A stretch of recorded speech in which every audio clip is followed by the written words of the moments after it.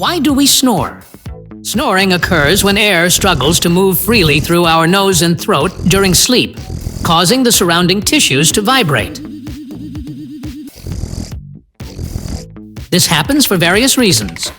Firstly, nasal congestion from allergies or colds can block the airway. Secondly, when we sleep on our back, our tongue may block the airway.